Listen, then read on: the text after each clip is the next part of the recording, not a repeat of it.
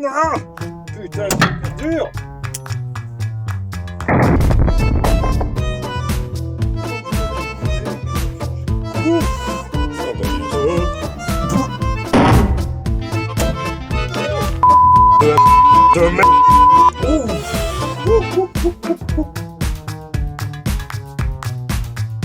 Bonjour, bonsoir à tous, c'est Adrien du French Grenier, bienvenue dans cette nouvelle vidéo et Dieu sait que j'avais envie de la faire. Aujourd'hui, je vais vous montrer ceci. Ceci, c'est le Zastava M76. Une majorité d'entre vous le connaît, l'aime, le chérit, et c'est pas pour rien. Le Zastava M76, c'est pas tout à fait une arme de sniper en réalité. Je m'explique. Le Zastava M76, comme vous le voyez, a un magnifique rail sur le côté pour monter une non moins magnifique lunette. Le problème, c'est que... pas tout à fait. Même si, effectivement, c'est une arme de tir plutôt dédiée longue distance, canon long, gros calibre, cadence réduite, tout ça, ce sont les grandes caractéristiques du fusil militaire de tir à longue distance, mais pas forcément de celui-ci non plus. Il a plus été conçu comme en fait une plateforme polyvalente. En plus de son usage à longue distance, il était prévu en fait qu'il y en ait un, qui est un gars dans une unité qui en est un, et ça lui servait malgré tout aussi au combat rapproché. Alors, c'est un chargeur tout à fait classique AK, si ce n'est que... Comme vous pouvez le voir, c'est un chargeur beaucoup plus court de 10 coups en 8,57 IS, ou JS pour nous. IS, Infantry Spitzer, donc balle pointue d'infanterie. Ce chargeur est un petit peu particulier, c'est vrai qu'on ne s'attend pas à ça sous un AK, et pourtant c'en est un. Le Zastava M76 est complètement un AK-47 type 3, pour ceux qui se demandent. La seule vraie différence, c'est en fait dans le garde-main, les 3 trous qui sont typiques des AK yougoslaves. C'est typiquement un AK type 3, avec de rivets, boîtier usiné, alors démesuré, effectivement. Par rapport à un 7,62 par 39, c'est démesuré ce machin. Mais en dehors de ça, c'est tout ce qui est de plus typique, comme vous pouvez le voir. Hop, un couvre-boîtier en tôle. Une culasse absolument typique avec un long ressort captif. Hop, une culasse, tout ce qui est de plus classique avec un long piston qui, bon là évidemment qui est coupé puisque c'est une C1B hein, bien entendu, mais qui normalement, attendez voir, hop, normalement va jusqu'au bout de l'empreinte gaz qui est ici, empreinte gaz réglable d'ailleurs, qui ne l'est plus puisque encore une fois c'est une C1B, une culasse classique qui est pivotante sur cam, tout ce qui est de plus typique d'un AK. Tant qu'on en est à parler de ce qui est typique d'un AK, je vais me permettre dans cette vidéo de démonter un mythe. Alors, vous m'en voudrez pas, je vous mets un petit timer ici pour ceux qui connaissent déjà le mythe, ça permettra de sauter au moment plus intéressant pour vous. J'entends beaucoup trop souvent que l'AK est une copie du Sturmgewehr 44. Non, non, non, définitivement pas, non. Je vais donc poser mon M76 parce que sinon je vais avoir des envies de meurtre. Quand les gens qui prétendent que l'AK est une grosse copie du Sturmgewehr 44 regardent un STG et une AK côte à côte, ils voient sélecteur de tir, grosse capacité, chargeur amovible, etc., etc., etc. Effectivement, ce sont les caractéristiques du fusil d'assaut moderne tel que l'a posé Schmeisser qui, en grande partie, a conçu et créé le STG 44. Mais, il suffit donc d'ouvrir la bio de Kalachnikov en personne, qui lui explique d'où il tire son inspiration pour l'AK-47. Je vous lis donc... Что это за дерьмо, qui se traduit globalement par « Qu'est-ce que c'est que ce caca qui sort de vos bouches ?» Déjà, il n'est pas possible que Schmeisser ait rencontré Kalash pour le boulot. Kalash le dit d'ailleurs, il a rencontré Schmeisser une fois ou deux au passage, ils se sont à peine parlé. Schmeisser bossait effectivement en Russie, il a été capturé en 45 avec un certain nombre d'autres gars. Seulement voilà, non seulement il bossait pas dans la même usine déjà, mais en plus, je vous rappelle juste comme ça, que Kalash, c'était pas le Golden Boy de l'URSS à ce moment-là, hein. C'était un tout petit concepteur qui arrivait à peine sur le marché. Et il était en concurrence avec d'énormes concepteurs qui étaient déjà là depuis longtemps et qui avaient fait leurs preuves sous le régime soviétique depuis longtemps. Je rappelle également que Schmeisser, c'était pas le seul Allemand à bosser là-bas. Il y avait Horn, Gruner, MG42, voilà. Il y avait aussi Schink, il y avait aussi Barnitzk. Pourquoi Schmeisser, nécessairement? C'est pas parce que les deux flingues se ressemblent que c'est déjà une catastrophe. Ceux qui ont déjà démonté la STG-44, et à mon avis déjà parmi ceux qui disent que l'AK est une grosse copie du STG, il y en a pas beaucoup des gars qui ont réellement démonté un STG dans leur vie. Démonter un STG, ça n'a rien à voir, mais rien. Le STG, c'est un système calé à crochet.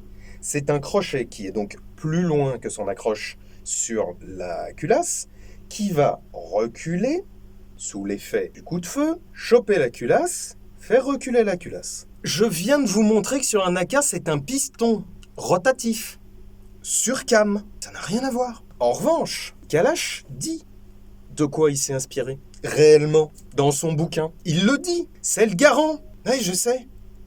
Ça fait mal, hein. C'est le garant. Donc, alors déjà, tous les glandus là qui sont absolument fous furieux du communisme, arrêtez. Votre gros flingue absolu, c'est copié sur un flingue américain. Pas de bol, hein. Quand vous démontez un garant, vous avez donc le levier latéral, et sur ce levier latéral, qu'est-ce qu'il y a? Une cam. Ah! Qui permet de faire pivoter quoi? Mais oui, spectateur attentif, la culasse. Tout à fait. L'AK, c'est un garant à l'envers pour l'empreinte gaz, puisque le garant a également un empreinte gaz sur long piston. Voilà. Et sur le côté, pivoté à 90 degrés pour la culasse. Voilà. Et d'ailleurs, sur le garant, il y a aussi un ressort captif du piston. Moi, je dis ça, je dis rien. Il a deux tonneaux rotatifs, comme l'AK-47. Alors certes, le STG-44, c'est effectivement comme l'AK, un calibre intermédiaire, une poignée pistolet, un levier d'armement, un sélecteur de tir, gna. Bon, mais ça n'est absolument pas son ancêtre qu'on aurait copié mot à mot, vous savez, comme quand vous pompez sur quelqu'un au lycée, vous dites ouais alors copie mais pas trop hein, parce que ça se voit pas. Non, pas du tout, ça n'a rien à voir. Si vous cherchez en revanche le vrai successeur modernisé du STG-44, c'est le HK-33. C'est pas exactement la même chose, mais ça ressemble beaucoup. Bien. Maintenant que ce petit interlude démontage de mythes qui m'énerve est passé, nous allons donc tirer. Parce qu'on est un peu là pour ça. Donc, comme je vous le disais, la Zastava M76 tire le 8,57 JS, qui est sans aucun doute mon calibre préféré. C'est un calibre allemand. Il en restait des tonnes en stock. Autant vous dire que ils n'ont pas cherché plus loin pour choisir leur nouveau calibre réglementaire. Alors, ces chargeurs, effectivement, comme vous le voyez, je galère un petit peu. Ils sont assez durs, beaucoup plus durs qu'un chargeur d'AK classique. Il n'y a pas photo, les ressorts sont beaucoup plus fermes. Donc, pour ceux qui ne connaissent pas les AK, un chargeur d'AK, ça se verrouille comme ceci. L'avant en premier, et ensuite on pivote pour faire rentrer le chargeur en entier. Alors, ensuite, comme l'AK, sûreté, semi-auto. Ne parlons pas, s'il vous plaît, des AK en full auto. Effectivement, il y a une position intermédiaire. Ça n'est pas notre affaire. De toute manière, autant vous dire que les AK full auto, ça n'est plus d'actualité dans notre pays.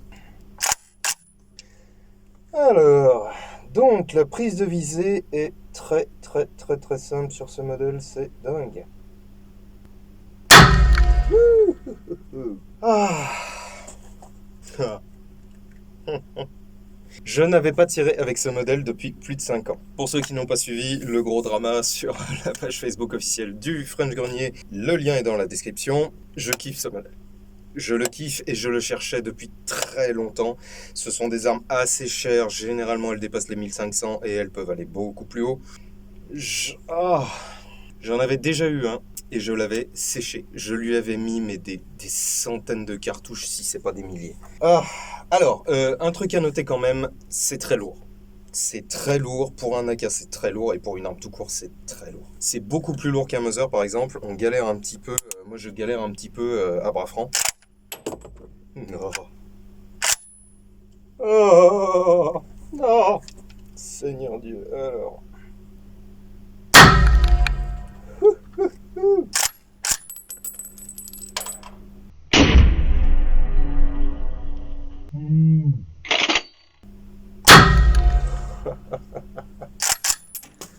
Ah, bonheur.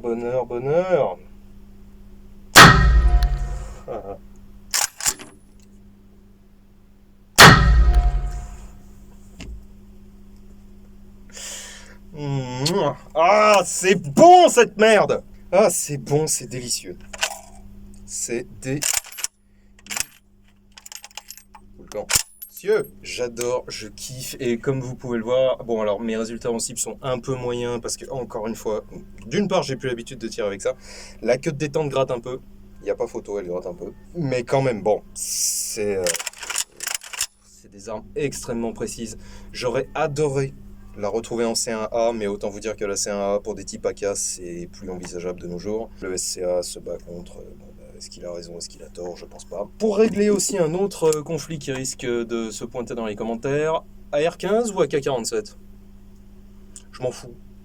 Je m'en contrefous. Les deux sont bien. Voilà. Ils servent pas à la même chose. C'est tout. Ils servent pas à la même chose. Vous allez pas opérer une tumeur au cerveau avec une clé de 12. Bon, bah voilà.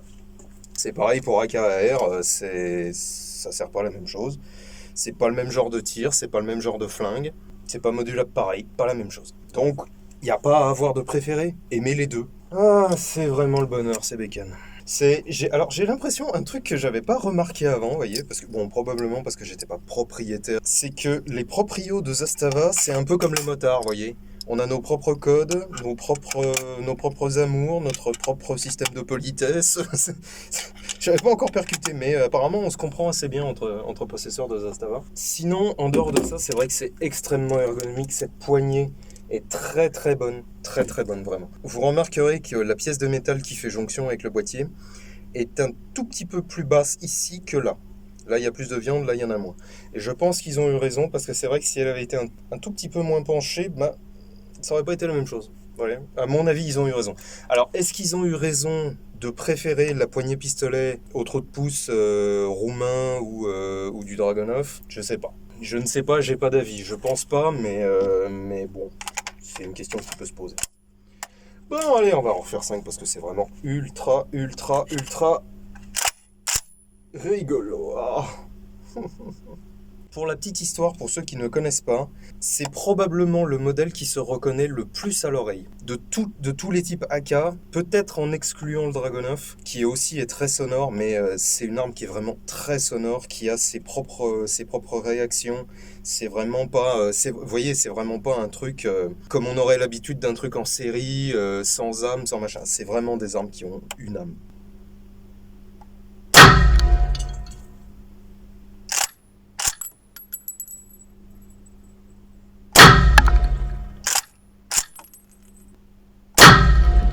Là, j'ai eu un coup de dos.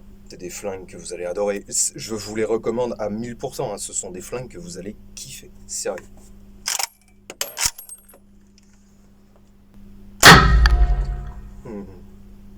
Et en plus de ça, ce sont des flingues où vous savez quand vous êtes en train de tirer, vous savez. Eh ben. Oh. Quand même. C'est un flingue où vous savez que vous êtes vivant. Pour ce qui est de la version C1B, bon, là j'ai un petit peu mal au doigt. Effectivement, ce réarmement manuel, moi, me gonfle. D'ordinaire, il me gonfle, mais j'ai envie de vous dire, on n'a pas bien le choix. Des collègues armuriers qui faisaient la transformation en C1A, je crois qu'il n'y en a plus un seul qui ose. A raison, je pense, parce que c'est un coup à se faire engueuler, voire pire. Mais en dehors de ça, bon, c'est quand même bien qu'on puisse quand même avoir ces armes-là en C1B, parce que c'est dommage de se priver de ça, vous voyez. C'est vraiment des fabrications qui sont d'excellente qualité. Les boîtiers sont usinés au millipoil de fion. Et ça, c'est cool. En plus, vous avez les avantages habituels des AK, c'est-à-dire peu ou pas de mirage. Puisque peu importe comme le canon devient chaud, bon là il est chaud. Il est très chaud, mais il n'est pas bouillant encore. Mais quoi qu'il en soit, la ligne de visée est tellement haute par rapport au canon. C'est le principe de l'AK. Que bon, vous aurez jamais enfin, à moins d'en tirer 2000, vous n'aurez pas ce genre de problème. Le cache-flamme, bon, pourquoi pas. Monter un modérateur dessus, probablement ça doit être fun, si ce n'est que faut le trouver, quoi, parce que je pense que c'est un modèle qui est spécifique à la Zastava M76 avec son, vous savez, vous le voyez ici avec son filet interrompu. Je pense que ça doit pas être simple à trouver, très honnêtement. Mais si vous arrivez à le choper, ouais, ça peut être marrant. Ouais. Sérieux. Bon, je dis ça à chaque fois, remarquez, mais C'est le genre de flingue, vous voyez, où je me dis, il y a peut-être pas grand-chose qui va pouvoir dépasser ça, vous voyez. En termes de fun, il est rentré automatiquement dans mon top 5 de ceux que vous avez vus. USM1 Hakim, celui-ci, K31. K31 est marrant, il est cinquième, on va dire. Et puis le dernier, vous l'avez pas encore vu, donc je vous le conserve pour l'instant au chaud. Mais c'est vraiment super sympa. Les Yougoslaves ont bien fait de faire ça. Je ne l'avais pas tiré depuis qu'elle est arrivée, et franchement, je suis heureux d'avoir fait ça avec vous, vous voyez. Bon, et ben ma foi, sur ces bonnes émotions, moi je pense que je vais en griller 70 de plus. Je dis 70, j'en grillerai bien 2000, mais j'en ai que 70. Je vous dis à très bientôt pour une prochaine vidéo. On se retrouve probablement la semaine prochaine avec je ne sais pas quoi. Là, très honnêtement, le planning des vidéos est un petit peu bizarre dans le sens où j'en tourne pas mal. J'ai beaucoup d'armes qui arrivent au boulot. Je veux faire des épisodes avec avant qu'elles ne partent, donc il faut que j'aille vite. Ce qui fait que vous avez aussi des épisodes un peu datés. Ne vous étonnez pas de me voir encore avec la barbe pendant quelques temps, c'est normal. J'ai des épisodes en rab, il faut bien que je vous les mette. Je vais essayer de les faire passer au plus vite. C'est pour ça que vous avez 2 épisodes maintenant chaque dimanche sur les revolvers, parce que c'est des vidéos qu'il faut que je passe au plus vite. Allez, sur ce, amusez-vous bien, tirez bien, prenez soin de vous, ciao.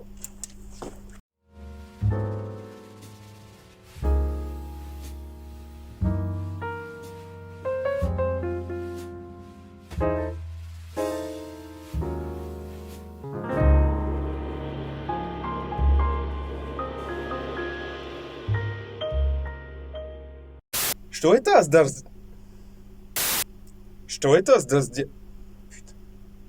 Acting Studio. Ça m'apprendra à vouloir faire des grosses vidéos.